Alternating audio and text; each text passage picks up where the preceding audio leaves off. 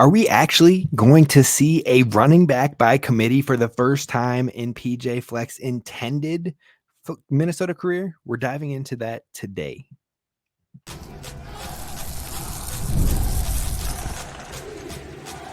You are Locked On Golden Gophers, your daily podcast on the Minnesota Golden Gophers, part of the Locked On Podcast Network, your team every day.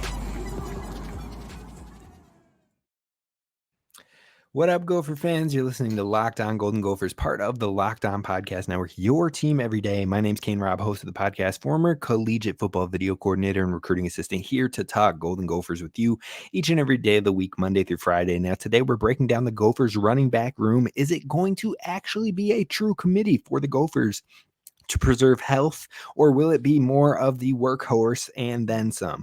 Then we're going to break down the depth chart for this running back room, which I think could be one of the deepest we've seen in some time, but I said that last year and we saw a ton of injuries, so we'll see what happens. And then also we're going to rank every single Big Ten running back room in the conference 1 to 18. So be sure to sit back, relax, and enjoy the show. Be sure to hit subscribe over on YouTube and leave a comment down below if you're liking what you're seeing, if you have any disagreements, or if you have any things that you agree 100% with. I love getting the feedback in the comments down below. And if you're listening on audio platforms, please leave a 5-star review wherever you get your podcast so others can find the show. But first, we're going to dive into, is it time to expect a true committee for PJ Fleck from the running back room in 2024? Now, in PJ Fleck's time with the Minnesota Golden Gophers, he has rarely, if ever, had a true committee running back approach. Now, by the box score, or if you're looking at season stats after the season is done, it might not look that way. It might look like he has had a committee, but there's really never been a true time where he has had a committee by design. If you look at 2017, he had Rodney Smith, who was the workhorse back with 228 attempts, 56% of the running back attempts for Rodney Smith. The next man up was Kobe McCrary, and he had 94 attempts, or 23%. And then finally, the third back, Shannon Brooks, had 79 attempts, or 19%. So then you move on. You see those similar trends throughout most of PJ Fleck's time with Minnesota. 2018, Mo Ibrahim was the workhorse with 202 attempts, 54% of the running back carries. Then you had Bryce Williams with 117, or 31%, and then Rodney Smith with 25 attempts because of an injury. 2019, it goes back to Rodney Smith, 228 attempts, 50% of the workload. Mo Ibrahim with 114 attempts, 25%, and Shannon Brooks with 73 attempts, 16%. You go to 2020, and Mo Ibrahim was the man. This was his Big Ten All Running Back Award year. 202 attempts with 78% of the totes going his way. Cam Wiley had 29 attempts with 11%, and Trey Potts had 19 attempts with 7%. You go to 2021, this was an interesting year. Kai Thomas had 166 attempts with 34%. Bucky Irving had 132 attempts with 27%. And then Trey Potts had 113 attempts with 23%. So that was an outlier year. And we'll get to that in just a second. But you go to 2022, back to the same old.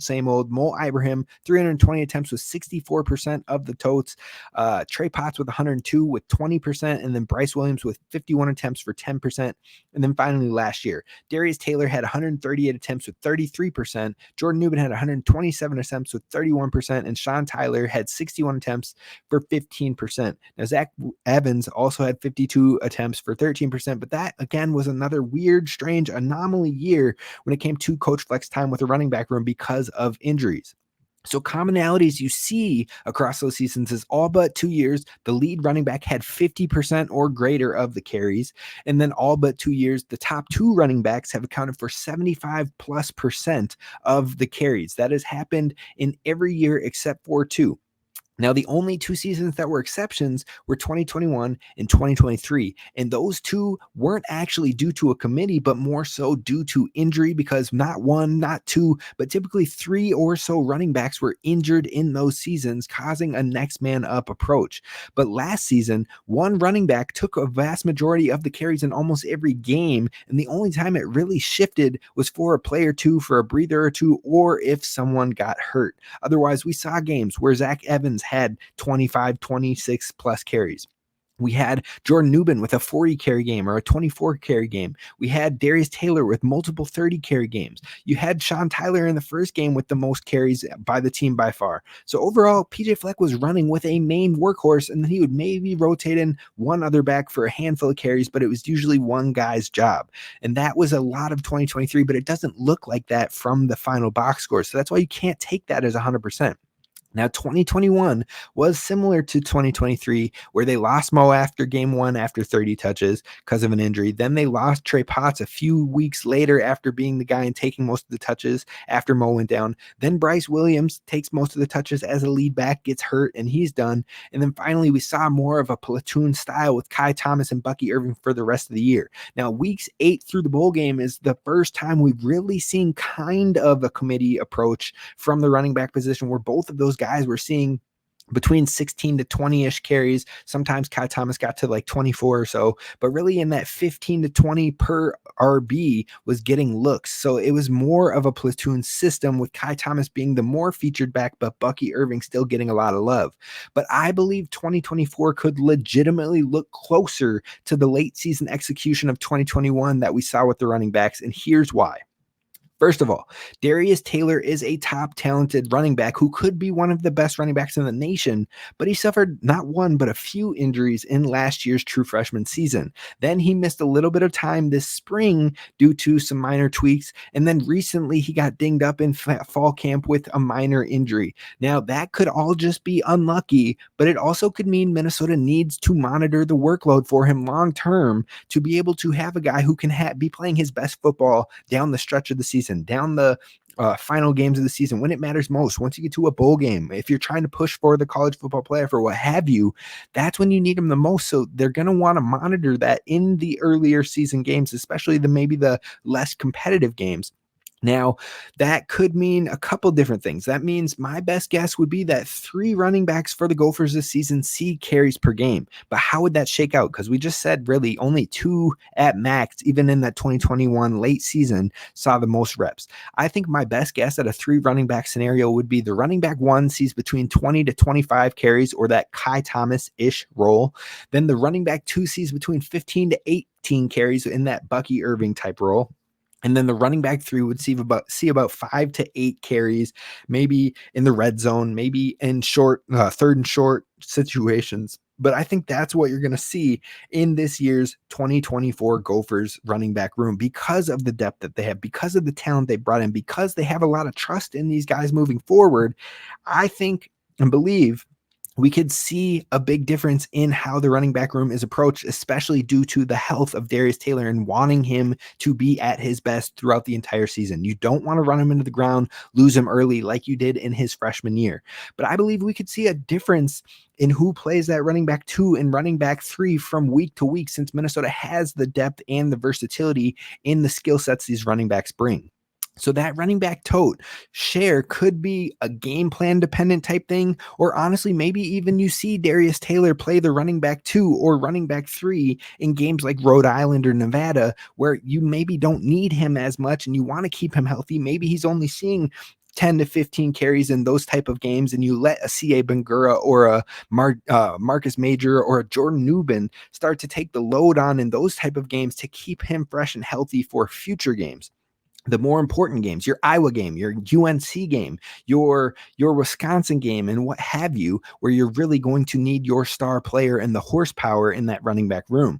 And plus, it can help these other running backs start to get a feel, start to get a hot hand, and be more valuable throughout the season if they're still getting some reps throughout the year. So I think we could see some shifting of who plays RB2, who plays RB3, who plays RB1, depending on the game plan, depending on if you need to keep someone fresh or they need a lighter workload after a heavy week the week before. If Darius Taylor goes for a 35 carry game, maybe the next game he's only getting 15 carries and you're seeing a lot more work for a CA or for a Marcus Major. I think this running back room is going to be far different than what we have seen with Coach Fleck in his time here. Now, most of the time I'm like, I got to see it before I believe it. But I think we've been seeing enough in the spring and in the fall, and have seen the health question marks with the Gophers running backs in multiple years now, that Coach PJ Fleck and crew are going to keep it a little bit safer on this season. Now, that being said, I'm not sure we are going to see that typical running back room where we see a running back with 50+% of the totes and the top two with 75+% of the totes. This running back room is too talented and health is too pertinent for the Gophers' long-term success to be able to do that this season. But let's break down the potential depth chart for the running back room this next year and how it could look. Who could play those RB2, RB3 roles more often than not? We're going to dive into that coming up next.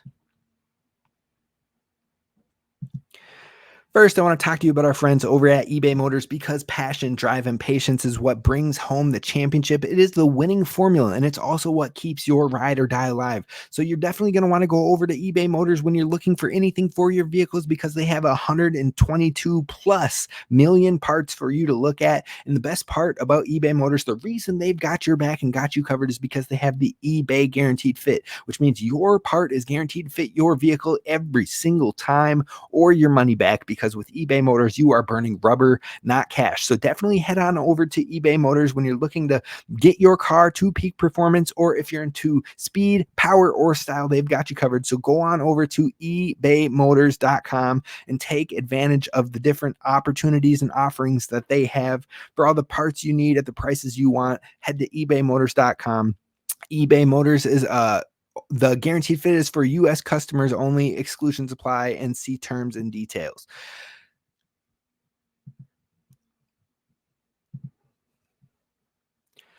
All right, Gophers fans. So we're going to break down the running back depth chart for the Minnesota Golden Gophers moving forward. Now, we are doing this series for the rest of preparation up until that first week against North Carolina. So we're going to break down all of the Gophers position groups, what the depth chart could look like, some guys waiting in the wings as youngsters and what have you. So to kick off the running back room, you've of course got Darius Taylor, the lead running back, the all-star freshman last year, who was hampered by injury and only able to play 6 games, really 5 in my opinion, to be honest.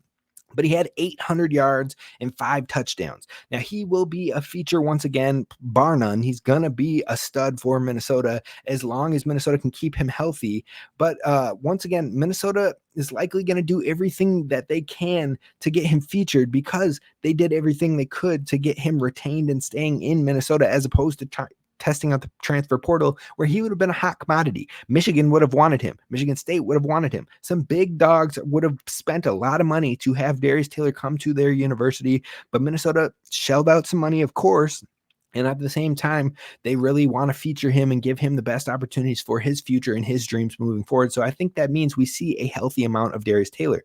That being said, we heard Darius Taylor in some of his early press conferences so far in this fall and spring talk about how it's going to be a committee. It's going to be others in the running back room getting totes, and he has great relationships with his other running backs, and he's excited for what they can do. So if Darius Taylor is healthy, he could absolutely go nuclear, plain and simple. And Minnesota wants to use the running backs in the pass game more often, at least. And so with a former slot wide receiver in Darius Taylor who can catch the ball, he can shine in that role. He could play Dylan Laube from New Hampshire, who just got drafted by the Raiders because of his receiving prowess. Darius Taylor could do that and then be that high caliber running back on the ground as well. Could be the best of both worlds and be a day 2 type player. I don't know if he can get into the day 1 conversation, but he could absolutely be a second round guy if he continues at the clip we saw as his freshman year and keeps himself healthy. But Minnesota overall, I think Darius Taylor is the type of running back that can give Big Ten D coordinators nightmares. And he can be someone you cannot stop. You can only hope to contain him. So that's Minnesota and Darius Taylor. We know that, plain and simple. We knew he was going to be that dude. But the next running back spot on the depth chart is the biggest question in my eyes. And I think there's a lot of talent, and there's really many faces that could hold down the role, but who is going to get the first shot and who's going to maybe run away with it? Now, I think the first 2 names you got to bring up is C.A. Bangura and Marcus Major. Now, if you went into the spring sessions and we just watched those and you were heading into the summer, I think C.A. Bangura would have been the first guy to get the chance, bar none. I think he was going to be the guy. He was the guy getting the most praise from the coaches. He was the guy who you saw the most flashes from in the limited practices we could see. He's a guy who is an all-MAC freshman level running back, and all-conference running back in his freshman season. You saw the shiftiness that he can have. He's got decent vision. He's got good size to him. Like, he looked like a guy who could be a lead back, but could be an amazing running back too. So he looked like the guy to be the favorite for the job in my eyes. And you didn't really get to see Marcus Major because he was still coming back from injury and what have you. But now that Oklahoma transfer Marcus Major is healthy and we're seeing him in the fall camp and whatnot, and hearing the praises from the coaches, I think that battle could still be up for grabs as we're heading towards that North Carolina week. I think we could see all three of these running backs in that first game, but Marcus Major has something about him. He's just got that it factor around him. He looks like Coach Flex said in a presser the other day, it's good to see 24 back in the running back room, and he just looks like a bigger version of him. Now, that is high praise because we know 24 Mo Ibrahim was one of the GOATs of all time in Minnesota running back history. So for Coach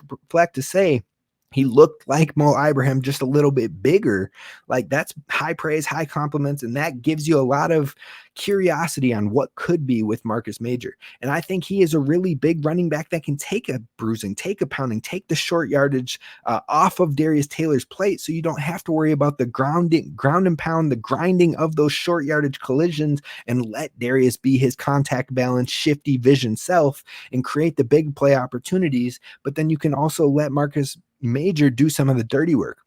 I think C.A. Bangura is more Darius Taylor style than he is Marcus Major. So if you maybe need something different, you add Marcus Major to your running back too, and you have a fire and ice type combo. But if you need some of the same type of qualities as Darius Taylor, but you need to limit his touches or you need to give him a breather, then C.A. Bangura is a really good option because he can be a receiving back. He can be a threat and bring that same type of dynamic that you see from Darius Taylor. So I think that's where the difference lies. If you need something completely different and contrasting, you go with Marcus Major. If you need similarity, you need to have that speed and the vision and the contact balance and what have you, you go with a C.A. Bangura. I think it's the best of both worlds for the Gophers because they have options. But I think overall, these two will ultimately hold down the running back 2 and 3 positions and could be interchangeable between them. That said, if one of them had more of a lead than the other, maybe it is C.A. Bangura because he has multiple years of eligibility, whereas Marcus Major, this will be his final year of college football. Now, beyond those top 3 running backs, you've got Jordan Newman, who really could be in the conversation with those two guys as the running back 2 at times. But I think ultimately Jordan Newman is such a team guy that he will contribute in whatever manner is asked for him, whatever manner is going to get this team victories. That is what Jordan Newman is going to do. And no one will ever forget Jordan Newman in the Michigan State game last season, aka the Jordan Newman game where he ran for 204 yards, 2 touchdowns on 40 carries. Now, 3 of his next 4 games after that, he was serviceable. It might not have been the most efficient clip in yards per carry, but he has a 75-yard game, an 89-yard game, and 93-yard game with a touchdown. So he has shown that he can be serviceable, especially when one of those 3 games is where he only saw more than 20 touches in one of those 3 games I just mentioned. So he was doing it on lower attempt numbers, meaning you could still split the backfield with him and he can give you good clips and good pass protection. So Newman is trusted and respected. Those top 4 running backs should make you feel absolutely comfortable with this running back room moving forward. It gives you a lot of depth, a lot of versatility, a lot of trusted experience. And then you've got some guys that maybe can step up if needed. Now, last year, we went all the way to running back 5, so we know what that feels like. But Jaron Mangham is our running back number 5 right now, probably more of a depth piece and a special teams guy for the Gophers in the long term. But this dude is the biggest running back in the room, the tallest running back in the room, and he looks the part for sure. Now, I'm not confident that he will be used that much in the running back capacity this season, but it's good to have the depth and the bodies. Now, beyond him, that's 5 running backs. You've got 2 true freshmen. They're likely both probably going to redshirt and be guys of the future. But you've got Femi Ejeboy. He's a pure athlete. He's a speed guy. He has burst. He has explosiveness. And he stood out in the brief moments that we were able to see him this fall. But both him and the other freshman in Jaden Wright were injured in the spring. So even though they early enrolled, they weren't on the field as much to learn on the fly and learn from experience, which they've been now doing in the fall. So Jaden Wright is more of a bruiser type running back from Illinois that could be a red zone machine in future years, but both of those guys could be featured backs in the future, but I don't see it for 2024.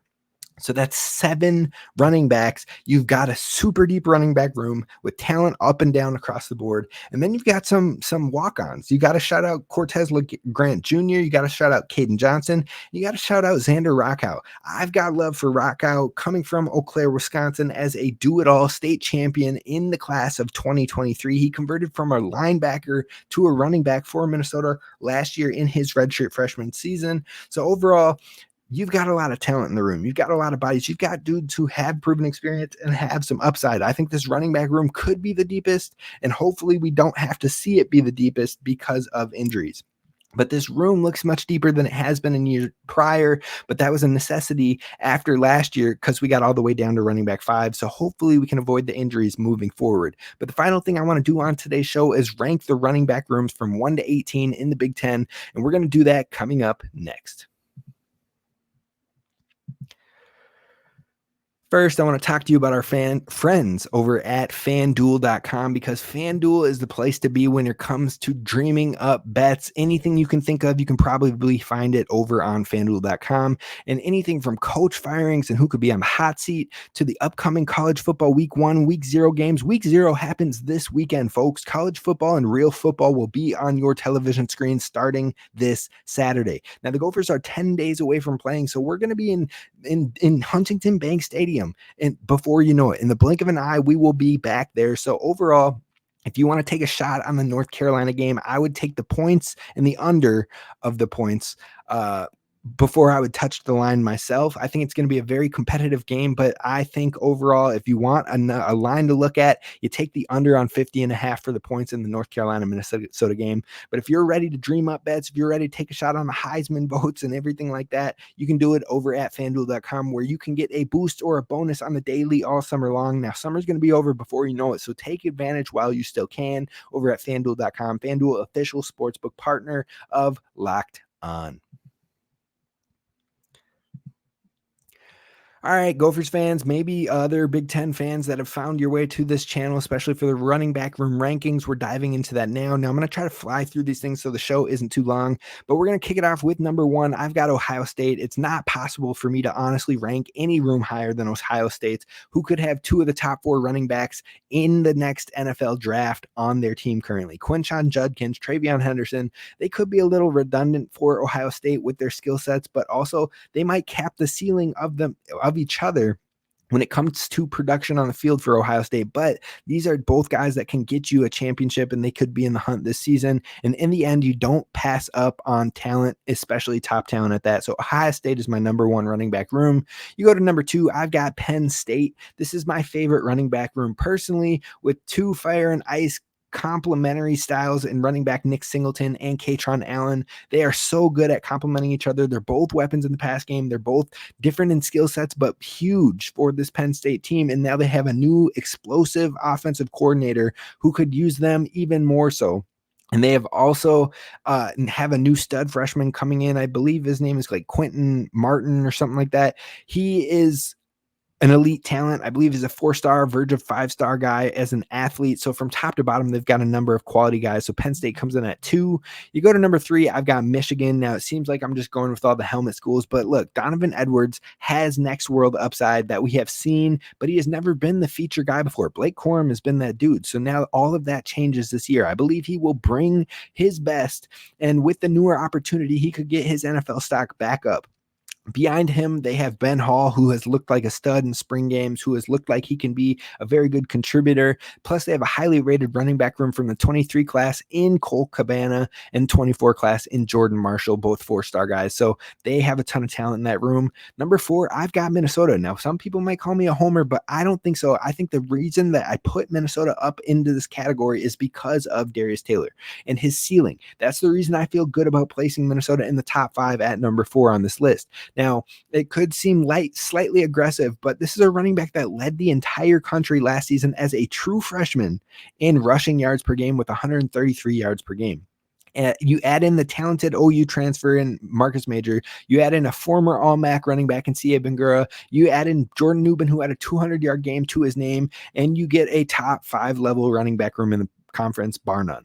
Now you go to top 5 for me. I was surprised I put him at 5, but I got Washington coming in at number 5. Jonah Coleman was a stud running back at Arizona. He pairs back with his head coach, who is very familiar with him and will get him the touches and opportunities. So he should be in line for a lot of carries. Behind him, this team has Cam Davis, who has experience, but he's coming back from an injury last year. And then let me tell you right now, learn the name Adam Muhammad, because he is a future stud running back in the Big Ten. I have zero doubts. Mark my words, that staff was happy that his recruitment was somewhat quieter than expected, because this dude is going to be a beast down the road. He could even maybe find some work this year, but in the future, this could be his room for sure. Now, going to number 6, I've got Wisconsin. Ches Malusi, who got off to a hot start last year, is back after a shortened season due to injury. Then you add in a talented running back who was efficient as all get out in a split backfield at Oklahoma last year, and Tawi Walker. That's a good 1-2 punch. Plus, not 1, not 2, but 3 running backs in their true freshman class, and one of those being a top 10 rated running back in the class in Dylan Jones. It was hard to put Wisconsin outside of the top 5, just barely for me, but they have a very, very talented running back room. Coming in at number 7, I've got Rutgers. Now, this honestly feels a little bit disrespectful, having the Big Ten's returning rushing leader at 7, but it's not because of Kyle Monangai. It is more so because I don't know enough of who is behind him to give them the benefit of the doubt and get them into that top 6 above those other schools, but Rutgers has a talented guy in Kyle Monangai.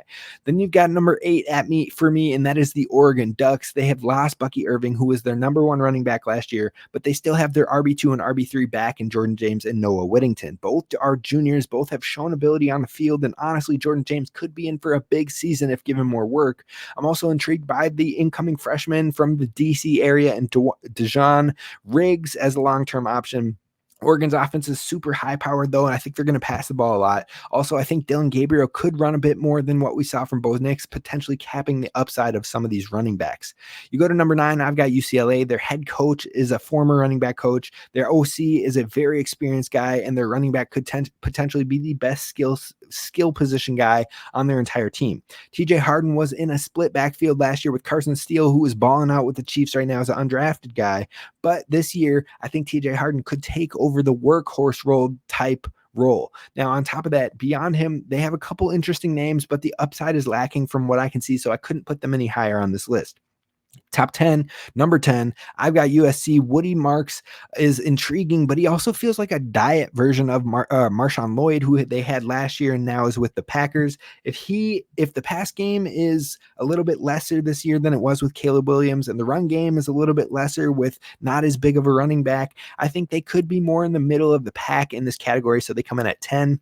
11, I've got Michigan State. Nathan Carter is back, and that is a welcome sight for Michigan State because he was the only running back who could effectively run for the Spartans last year. If it wasn't for him, this team could have been near the bottom in the entire conference. So I'm intrigued by the transfer that they got from UMass, Kayron Lynch-Adams. He had over 1,000 yards last year. So you got him, and then maybe one of the 3 freshmen that they have on the roster this upcoming year could explode and be a long-term guy down the line. But this coach made really good usage of his running back in Oregon State and Damian Martinez. I think he'll find his guy here in Michigan State and really ride it. So I got to give them a little bit of a benefit of a doubt in Michigan State. Number 12, I've got Purdue. I had this room way higher last year because of Tyrone Tracy Jr. and Devin Mockabee, but Tracy is off to the NFL and Mockabee had fumbleitis last year, so they took a big tumble in my rankings. I've got them at 12.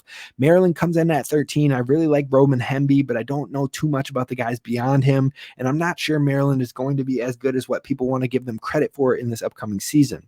Number 14, I've got Nebraska. Now, they want to run the ball. They got a transfer coming in from Oregon and Dante Dowdle, who could be the guy. Gabe Ervin Jr. continues to get love from the Nebraska coaches and what have you. So they've got 2 guys that you can feel a little bit of confidence in. But I think they're really going to test out this young quarterback. I think they're going to let him throw the ball all over the yard. They've got some speedsters on the outside. So I think Nebraska is going to be more of a passing offense than what we're used to. And I have them at 14 in the running backs room. You go to 15, I got Illinois. Caden Fegan showed some flashes last year. Khalil Valentine is a true freshman coming in that I have interest in. I believe they still have, can't think of his name, Josh McCray right now. But I don't see high upside from any of those guys. So I am going to put them at 15. 16 is Iowa. I was a big Caleb Johnson fan, but he got injured and dinged up last year. He didn't have that upside. LaShawn Williams is also back. So they've got two guys that have given you decent yardage, but I just don't see the high level of impact and high upside. So I got to rank them lower. Then you got 17. Indiana hasn't even really named a starting running back yet. They've got a ton of transfers, Justice Ellison, Solomon Van Horst, Elijah Green. But overall, I don't think it's easy to rate them above some of the lowest teams in the conference because we don't even know what they're going to do. They're probably going to be more of a passing offense, so I just can't do it. And then finally, I've got 18 at Northwestern. Cam Porter is the guy out there, but I don't know any names beyond that give me any interest. And that's going to do it for us on today's show. Let me know what your thoughts are on these rankings down below. I truly appreciate you for tapping in, and hopefully you will tap in tomorrow where we talk about the receivers and the top ranks for the Big Ten in the receiver room as well. That's going to be one of the most interesting positions for Minnesota, and we'll dive in tomorrow. I'll see you then. Row the boat, Sky Mago Gophers, as always, and please don't forget to hit subscribe.